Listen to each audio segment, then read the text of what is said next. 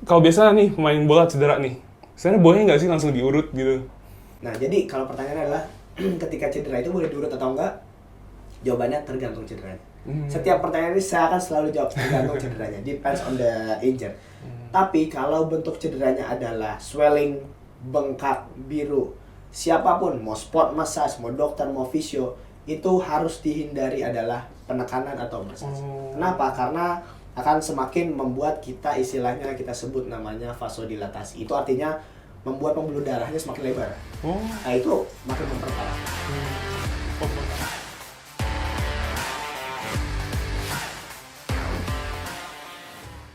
Hola and welcome to HRC Talk. Perkenalkan, saya Calvin dan hari ini episode kali ini adalah episode tentang edukasi.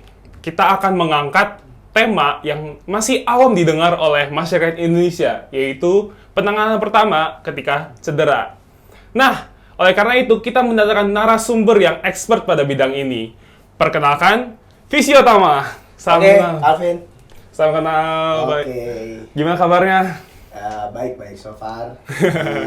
Udah sampai pagi-pagi ke daerah sini. Siap. Aman, nggak macet. Oke, sebelum kita mulai mungkin boleh Fisiotama perkenalkan diri terlebih dahulu kepada para penonton di rumah.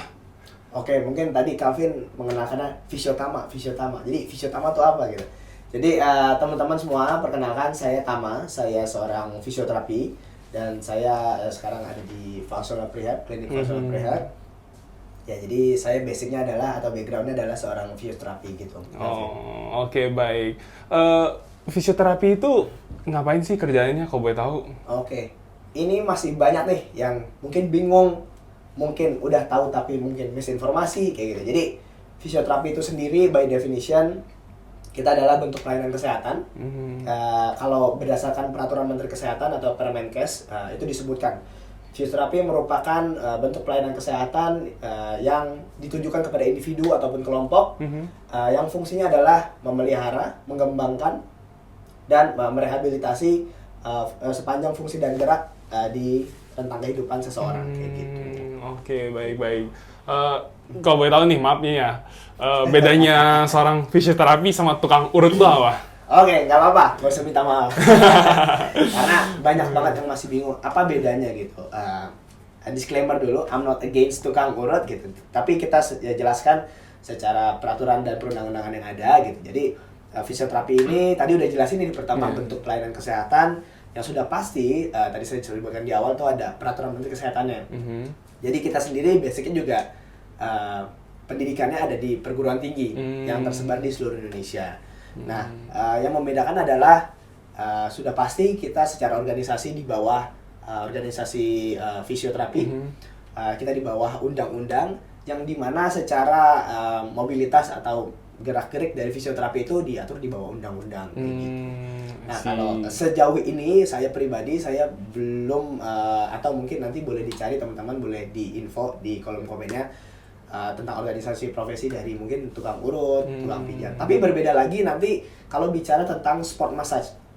Ini sebuah pekerjaan yang profesional juga kalau sport massage. Dan itu untuk ya kalau kita bicara di bola gitu. Di tim itu udah pasti punya fisio, punya sport massage. Nah, gitu. Jadi ya, dibedain gitu. Yes, gitu. Tapi mereka aku bisa bilang mereka itu bukan tukang urut. Mereka sport massage yang license. Mereka belajar anatomi, belajar fisiologi, sama seperti halnya fisio, cuma nanti dengan undang-undang dibatasi ruang geraknya masing-masing. Gitu. Oh, I see. Berarti bukan sports massage itu sama fisioterapi bukan dibedakan dari sebelum cedera sama setelah cedera? Enggak, nanti kita bahas ranah atau ruang lingkup dari fisioterapi itu bisa bermain di mana aja kayak gitu. Oke, asik. Nah ini bagi para penonton di rumah udah tahu ya bedanya sama tukang urut dan juga fisioterapi dan bahkan ada sports massage-nya juga gitu.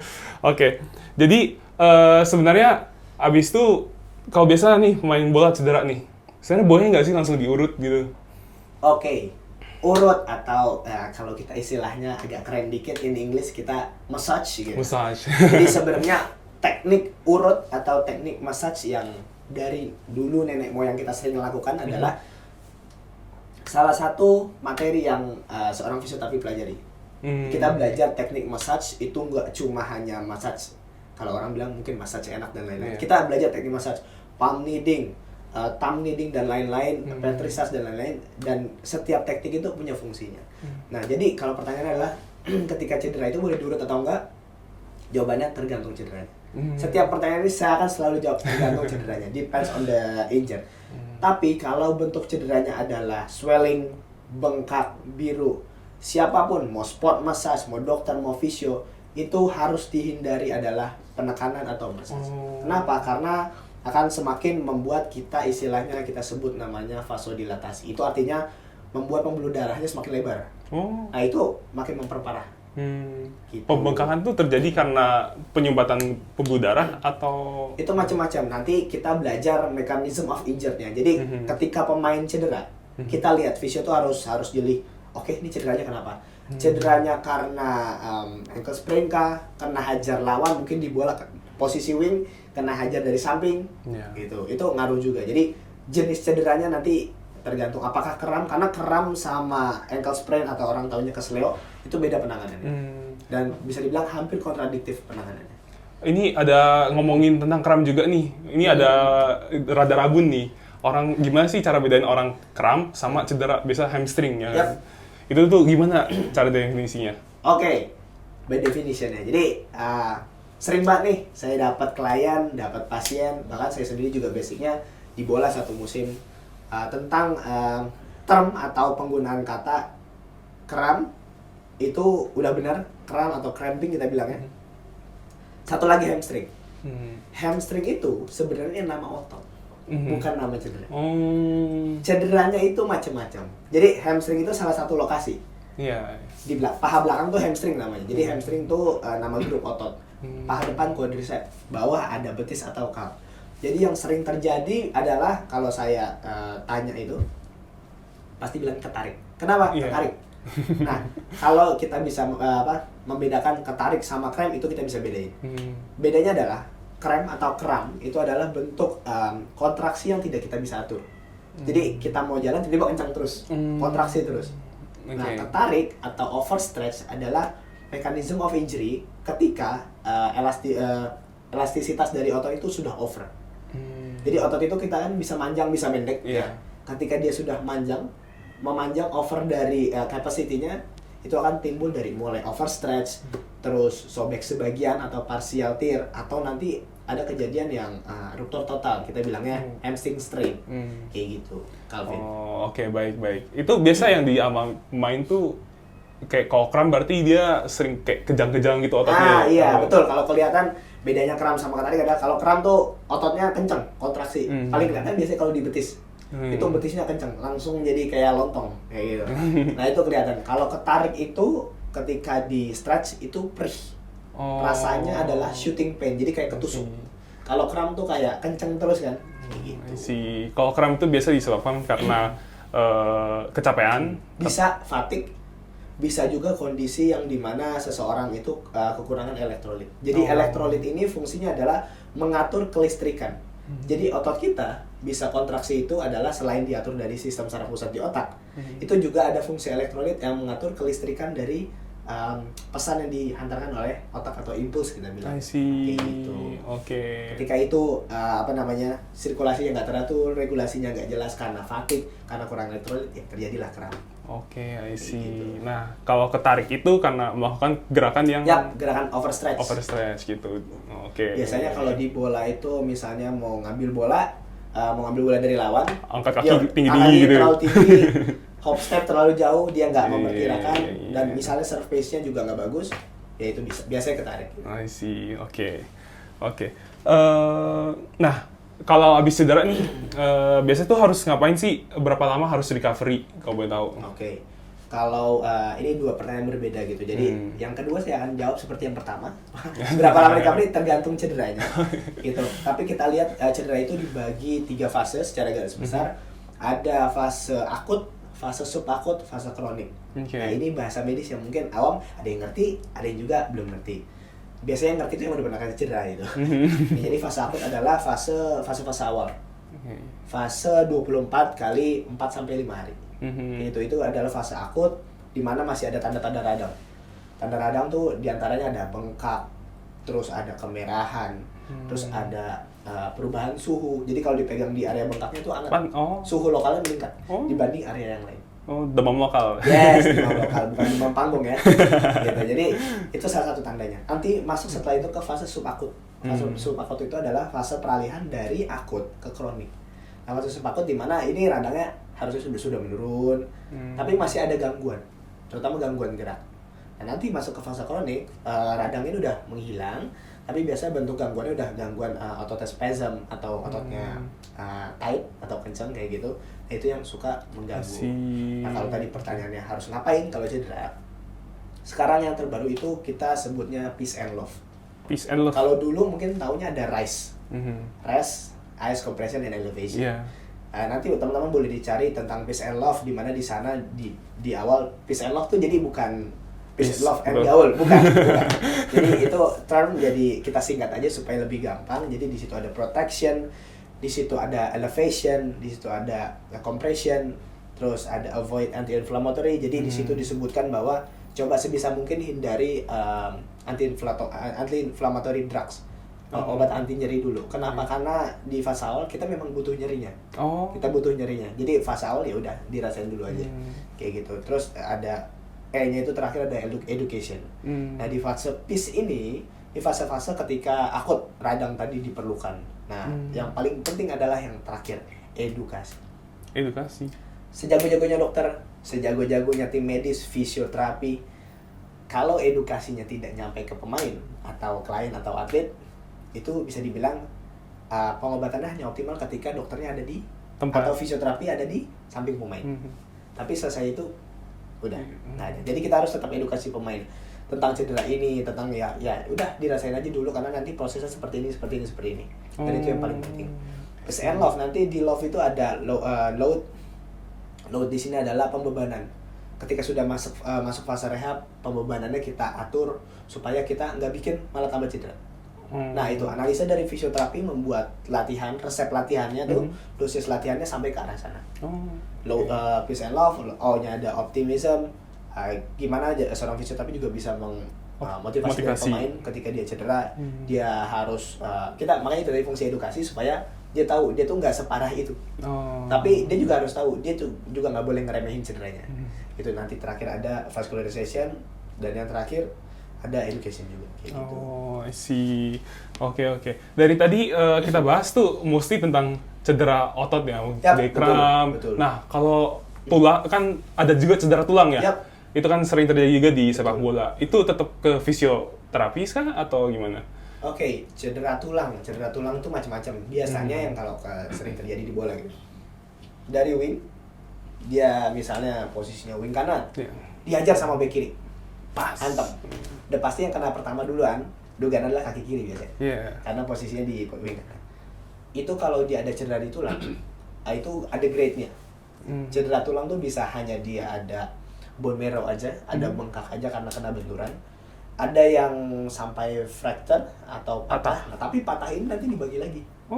Patah itu nggak serta-merta kayak, jadi tulang kita tuh nggak seringki biskuit yang enggak. Itu ada yang mulai hairline hanya retak saja dan lain-lain. Apakah itu bisa dibawa ke fisio? Fisio merupakan salah satu perangkat pertandingan. Kalau teman-teman ngelihat tim berlaga gitu ya, ada cedera yang lari ke tengah lapangan itu salah satunya fisio. Biasanya fisio tandem sama dokter spesialis. Gitu. Atau fisio doang, karena kalau saya tidak salah nanti boleh dikoreksi teman-teman, peraturan terbaru di Liga 1, setiap tim itu harus wajib punya fisioterapi. Jadi itu sudah masuk ke ranah regulasi fisioterapi dan dokter. Kayak gitu. Jadi ya memang kita sudah sejauh itulah ranahnya juga kayak gitu. Jadi nanti sorry ya kalau saya salah. Jadi mungkin kalau cedera tulang dibagi yang mungkin agak berat itu udah perlu datang ke dokter tulang kah? Kalau misalnya memang kita cek dulu, pastikan mau dokter atau fisio kita assessment. Nah, ini fungsi assessment kita cek dulu, kita lihat kalau memang ini tidak membutuhkan tindakan surgery, kita pasti akan lakukan tindakan rehabilitasi saja. Nah, kalau kita bicaranya tim, kita juga pasti kerjasama dengan nutritionist, kita kerjasama dengan dokter nanti untuk medikamentosanya, ya jadi untuk pemberian obat, painkiller dan lain-lain. terus nanti nutritionist untuk asupan nutrisinya supaya recovery dari tulangnya, bone healing itu lebih cepat kayak gitu. I see. Oke. Nah, kita mau nanya lagi nih, main bola itu biasanya cedera apa sih yang paling sering temuin sama fisio? Ini sering banget. Jadi kalau kita bicara sering, banyak yang bilang kram, ketarik dan lain. Tapi by journal itu beberapa yang paling sering terjadi, diantaranya pertama adalah ankle sprain atau orang tahunya kesleo. Jadi posisinya nih, kalau ini ankle kita, ini posisinya gitu, inversion ke dalam. Kenapa ini paling sering? Karena sepak bola adalah olahraga yang direct langsung ke kaki. Jadi yang di area foot and ankle itu direct olahraganya menggunakan itu. Satu itu. Kedua, ini berhubungan dengan lari dan sprint. Ketiga, ini berhubungan dengan landing. Nah, jadi ini olahraga yang paling banyak menggunakan kaki, otomatis area cederanya di sekitar situ. Gitu. Kedua, paling sering terjadi adalah muscle strain atau yang tadi kita bilang tarik. Itu biasanya kenapa area hamstring? Ini unik juga, kemarin saya sharing-sharing sama beberapa fisio, karena hamstring ini, jadi hamstring tadi saya pernah bilang, hamstring ini bagian otot. Dia grup otot. Nanti di hamstring dibagi lagi, ada 3 otot besar. Nah, jadi hamstring ini ketika kita lari, ketika kita sprint, peluru kita itu dari hamstring. Justru powernya dari sini. Benar. Explosivity kita tuh dari hamstring. Nah, cedera hamstring yang kadang bisa sampai putus, itu rasanya beberapa pemain bilang kayak di sniper. Jadi lagi lari kencang, itu kayak di sniper kakinya hilang gitu ya. Jadi kita bilangnya snap, tiba-tiba langsung pincang. Iya. Gitu. Jadi common injured yang terjadi di bola sih 2 itu biasanya.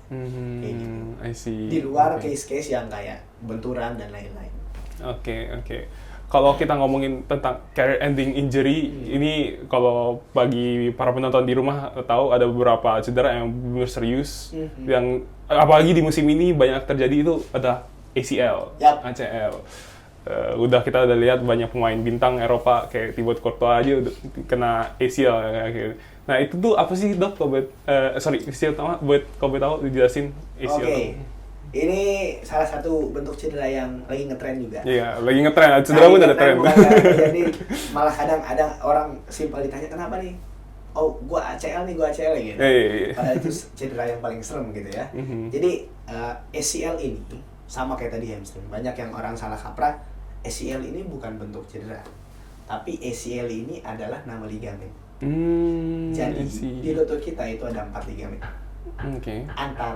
Diantaranya adalah ACL.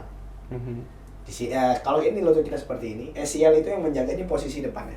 ACL itu yang menjaga dari arah posterior ke anterior, dari arah belakang ke depan, supaya lutut kita tuh bisa stabil, nggak gerak ke depan gini. Makanya nanti kalau cedera ACL, salah satunya adalah tes Lachman namanya. Kita goyangin ACL-nya, mungkin beberapa teman-teman udah pernah lihat atau pernah ngecek sendiri karena saking keponya, gerakin itu nggak stabil. Jadi kalau tadi kita bilang, aku sempat nyebutin strain itu adalah sobekan atau overstress yang terjadi pada otot. Tapi kalau pada ligamen kita sebutnya sprain. Sprain. Jadi SPRAIN, sprain itu yang terjadi pada ligamen. Nah, ini adalah cedera yang bisa dibilang common uncommon sih. Jadi ada beberapa kondisi, jadi tergantung sih. Jadi ini surface lapangan juga ngaruh sebenarnya, dan gaya bermain itu ngaruh. Kayak gitu. Jadi ya ini salah satu bentuk cedera juga ya, kita bilangnya ACL sprain atau ligament sprain. Nah, kenapa yang selalu disebut ACL dan ini top trending buat cedera gitu? Karena secara garis besar ligamen atau area yang paling banyak kena impact ya di ACL. Untuk area sebaliknya PCL yang ke belakang itu minim terkena cedera, karena mekanisme untuk terjadi kena PCL itu harus gaya yang sangat amat besar. Ya bisa kita bilang kecelakaan hebat lah baru bisa kena. Di luar kondisi-kondisi lainnya memang karena PCL udah lemah dan lain-lain. Kayak gitu. Karena ACL sendiri sebenarnya di lokasi strategis ya. Yes, yang lokasi strategis seperti kantor ini. ACL ya itu common injury. Apalagi biasanya cederanya bukan karena ACL-nya lemah, karena biasanya ototnya lemah, nggak ada strengthening, main bola aja tiap minggu fun football, nggak ada strengthening, ya itulah. Oke, baik. Wah, ini banyak banget nih edukasi yang kita dapetin Betul, hari betul. ini. Ya, ini dengar-dengar Visiotama sendiri dulu pernah jadi ini ya, fisioterapisnya timnas hoki Singapura. Oke, ya. Boleh sharing nggak sih pengalaman-pengalaman lainnya yang bagi penonton di Ini rumah? pengalaman paling seru sih. Tapi sebelum ke Singapura, saya itu di bola satu musim di Oh. Liga 3 Mhm. di tim Belitung FC. Makanya tadi based on jurnal dan based on experience juga gitu. Jadi setelah saya dari bola satu musim, nggak nyampe sebulan, 2 minggu langsung dapat kontak dari tim nasional Singapura. Kebetulan lagi Asian Hockey Qualification di Jakarta. Dan kebetulan ya memang mencari saya gitu, salah satu konektornya sih waktu itu. Jadi pengalamannya seru banget, kerja sama pemain timnas Singapura, orangnya respect, knowledge-nya bagus, jadi fisioterapinya juga belajar olahraga baru juga karena kan Iya. sebelumnya di bola, di basket kayak gitu sih. Itu seru banget sih. Oke. Basket juga pernah? Pernah setelah Singapura, sebelum Singapura beberapa kali basket gitu. Karena cuma eventnya ya event-event antar kampus dan lain-lain. Baru setelah Singapura tuh dapat timnas 3x3 Indonesia. 3-on-3 ya? Ya, 3x3-nya benar. Itu waktu SEA Games Vietnam. Oh, baru-baru ini dong? Ya, 2002 buat SEA Games 2021, cuma kan waktu itu Diundur karena gitu? COVID, jadi 2022. Oh, oke. Wah, ini pengalamannya banyak banget nih. Nah, yang paling seru buat Visiotama yang mana nih kalau boleh tahu? Paling seru itu timnas Singapura. Timnas Singapura. Paling seru dan ini memotivasi saya untuk ya jadi fisioterapi lebih baik lagi. Karena di Singapura itu jadi ada momen di mana ya kalau tadi saya pernah bilang kalau fisioterapi itu kita harus assessment, kita harus cek gitu menyeluruh, bahkan kita cek riwayat cederanya. Singapura itu datang ke Indonesia sudah dengan rekam mediknya. Pemain ini cederanya ini, sekarang lagi pasang taping di area ini. Wah, Selengkap itu. sedetail itu.